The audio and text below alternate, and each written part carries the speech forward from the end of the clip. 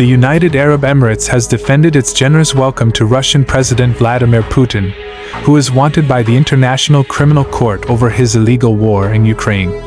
The oil-rich Gulf state said Wednesday's state visit would increase the chances of peace in both Ukraine and Israel through communication and dialogue. But analysts said the pomp and circumstance of Putin's visit, when he was welcomed with an elaborate ceremony at the presidential palace, was a propaganda coup for the Russian leader.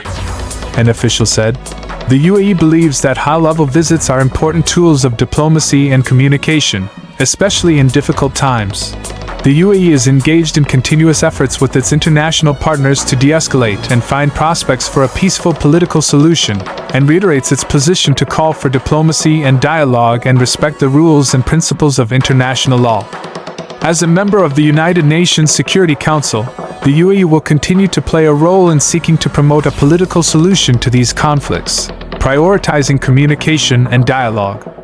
Putin was described by UAE President Sheikh Mohammed bin Zayed Al Nahyan as his dear friend, as he was welcomed into the opulent Qasr Al Watan Palace by a guard of honor and an air parade that left a trail of smoke with the colors of Russia flag.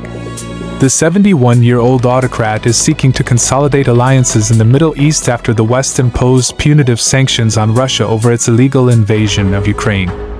After the United Arab Emirates, he visited Saudi Arabia for further talks on trade and oil and welcomed Iran's president to Moscow on Thursday.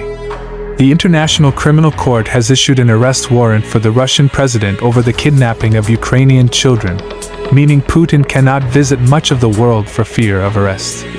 The United Arab Emirates, neutral towards Ukraine, never signed the Hague Tribunal Treaty. It has not imposed any sanctions, leading to accusations that it has softened the impact of Western measures against Russia. Shortly after Putin landed in the Middle East, the UK announced it would sanction 4 companies in the United Arab Emirates accused of fueling Russia's war in Ukraine by helping Russian oil exports escape punitive Western measures over the invasion. In their meeting, the 2 leaders discussed the war between Israel, Hamas, and Ukraine. They are said to have emphasized the need for peace in Israel based on a 2-state solution.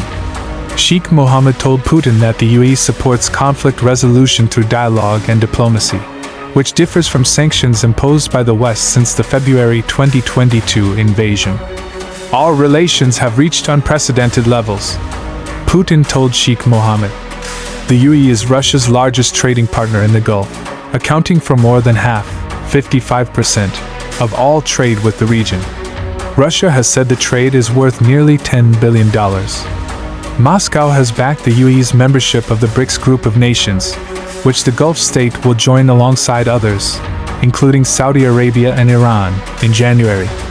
Russia, Saudi Arabia, and the United Arab Emirates are members of the OPEC Plus group of oil-producing countries.